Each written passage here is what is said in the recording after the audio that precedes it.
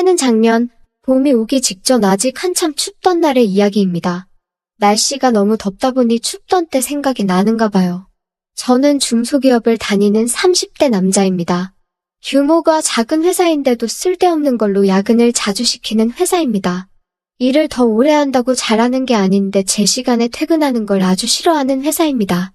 특히 그때쯤에는 제 대학 동기들이나 친구들이 다니는 회사는 재택근무로 전환이 돼서 회사에 가고 싶다 뭐다 하며 배부른 이야기를 꺼내던 시절인데 제가 다니던 회사는 그런 건 꿈도 꾸지 못할 정도였어요.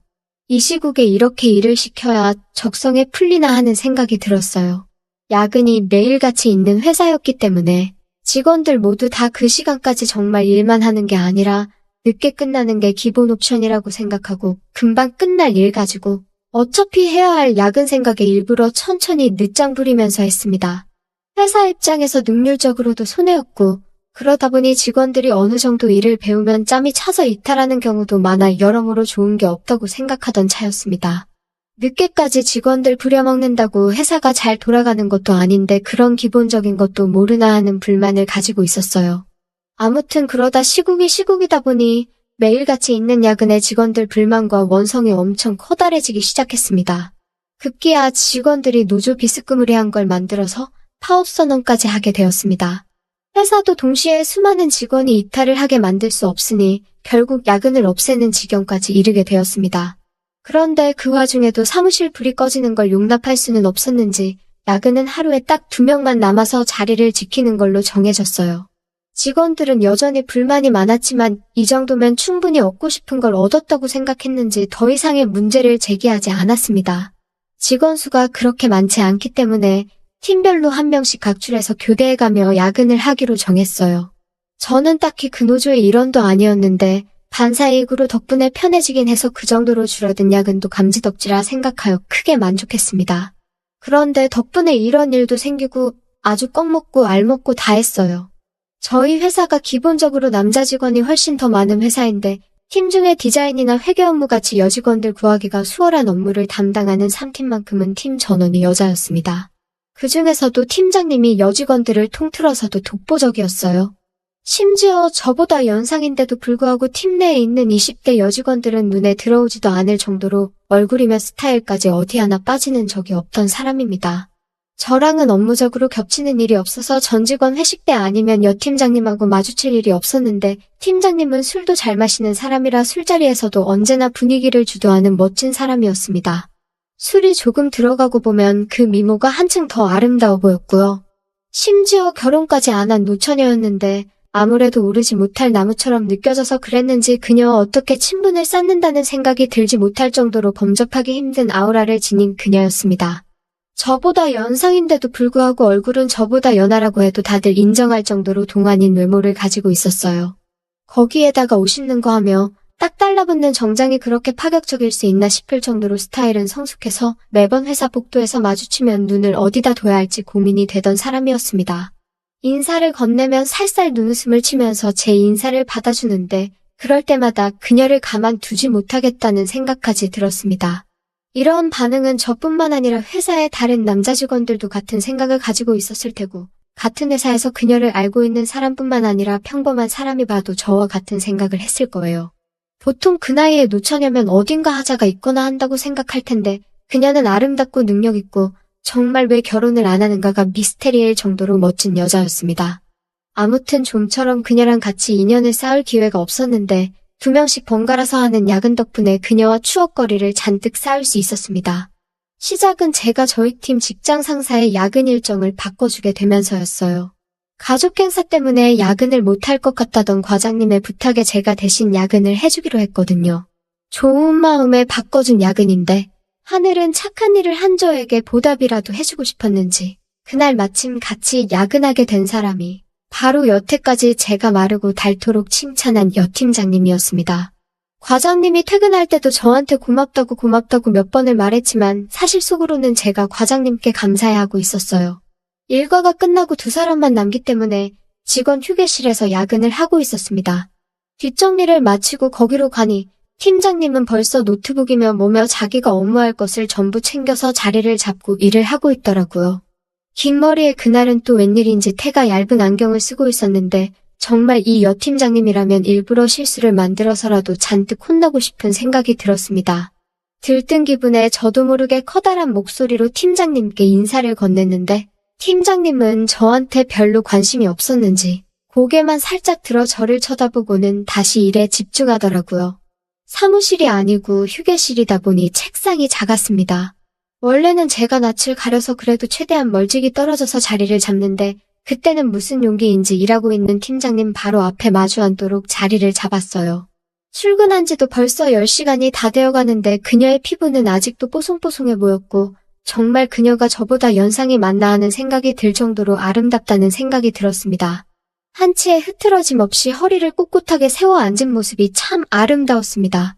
제가 그렇게 쳐다보고 있는데도 그녀는 저에게 눈길 한번 주지 않더라고요. 야근을 시작하고 몇 시간쯤 지났나 배가 고팠는지 뱃속에서 꼬르륵 하는 소리가 나더라고요. 정적을 깨는 부끄러운 소리에 팀장님한테 식사는 안 하시냐고 물어봤어요. 팀장님은 제 질문에 현재 다이어트 중이라서 식사를 안 할 거라고 말하시더라고요. 제가 능글맞게 팀장님이 빼야 될 살이 어디 있어서 다이어트를 하시냐고. 지금도 회사 내에서 여직원들 통틀어서 다이어트가 제일 필요 없을 정도로 아름다운 분이시라고 칭찬을 했습니다.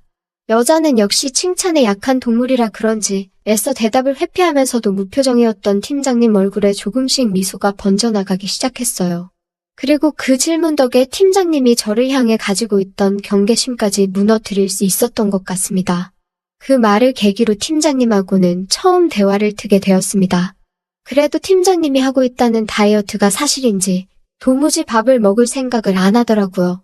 대화는 트게 되었지만 달리할 이야기가 있던 것도 아니고 계속 밥 먹겠냐고 물어보는 게 좋은 대화 소재가 될 것 같지는 않아서 저 혼자라도 다녀오겠다며 밖을 나섰습니다. 저도 밥을 먹고 온 건 아니고 회사 건물 1층에 있는 카페에 가서 달달한 커피를 2잔 사서 다시 회사로 돌아왔어요. 팀장님한테 따뜻한 커피를 내밀면서 다이어트도 좋지만 늦게까지 일하시는데 빈속이면 건강에도 안 좋을 거라고. 이 야밤에 커피를 권하는 것도 이상하지만 이거라도 드시라 했더니 저를 달리 봤다는 듯한 표정으로 고맙다 말하고 커피를 받으시더라고요.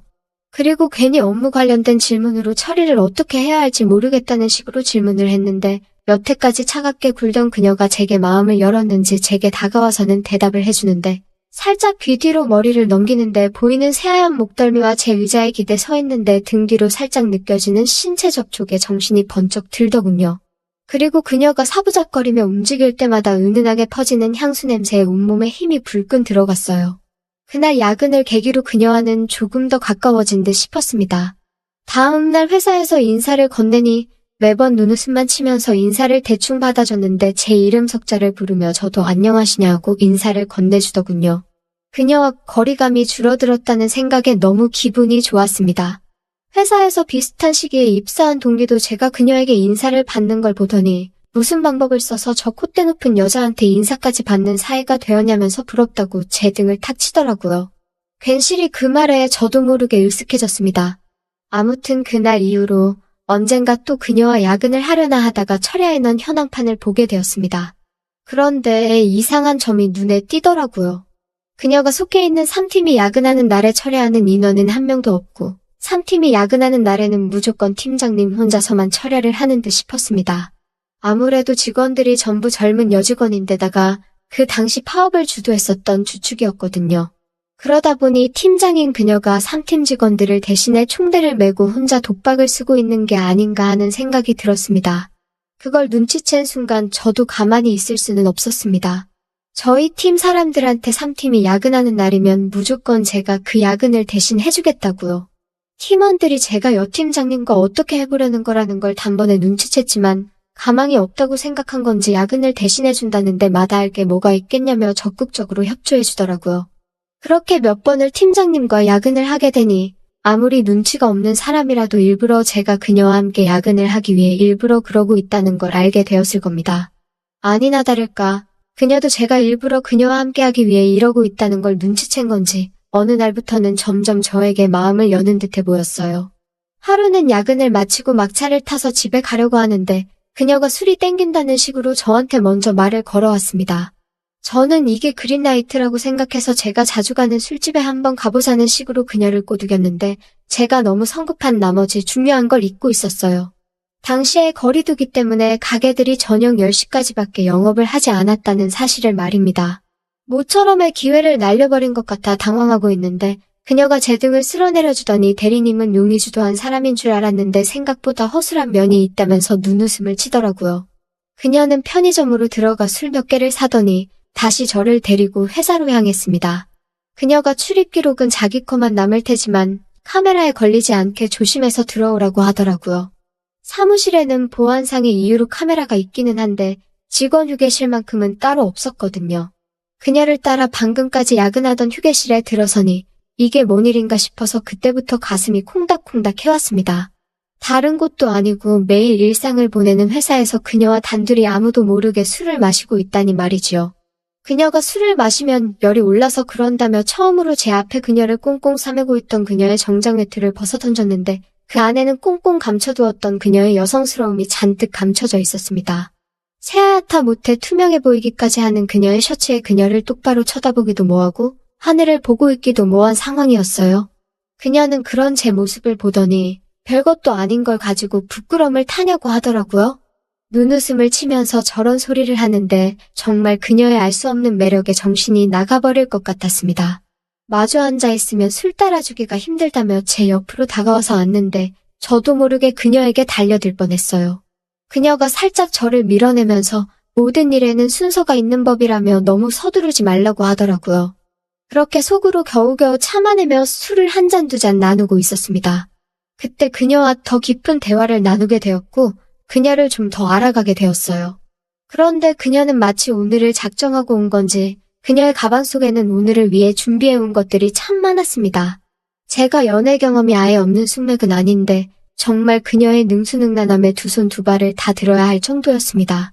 기어이 편의점에서 사온 술을 남김없이 다 마셔버렸는데 여자인데다가 저보다 연상이라는 생각이 들지 않을 정도로 팀장님은 술을 남김없이 다 마셔버리더군요. 저는 제가 휴게실에서 술 먹고 뻗어버렸다고 생각했는데 다음날 아침 눈을 뜨니 다른 곳이 아니고 그녀가 혼자 사는 집이었습니다. 그녀는 저에게 집 비밀번호를 알려줄 테니 앞으로 억지로 자기랑 시간을 보내기 위해 야근하지 말고 퇴근하면 딴 데 가지 말고 자기 집으로 퇴근을 하라고 했습니다. 쓸데없는데 체력을 낭비해서 어제처럼 실망시키지 말고 멀쩡한 체력으로 자기를 만족시켜달라고 하면서 말이죠. 아무튼 그렇게 저는 일부러 도맡아 하던 야근을 뒤로하고 그녀의 집으로 퇴근을 하게 되었습니다. 그녀는 평소에도 과격했지만 특히 혼자서 팀원들을 대신해 야근을 하고 온 날이면 더욱 더 과격했어요. 하지만 저는 그런 그녀의 모습마저 사랑하게 되었고 언젠가부터는 저도 그녀에게 톡톡히 교육을 받은 덕을 보는지 체력적으로 지치지도 않게 되었습니다. 언젠가부터 그녀를 향한 마음이 커지고 그녀가 없으면 안 될 것 같아서 한바탕 일을 마친 뒤에 같이 천장을 바라보며 숨을 돌리고 있을 때 그녀에게 결혼 이야기를 넌지시 꺼냈습니다. 그랬더니 그녀는 기뻐하는 게 아니고 한숨을 내쉬면서 이제 저와는 그만할 때가 온 것 같다고 하더라고요.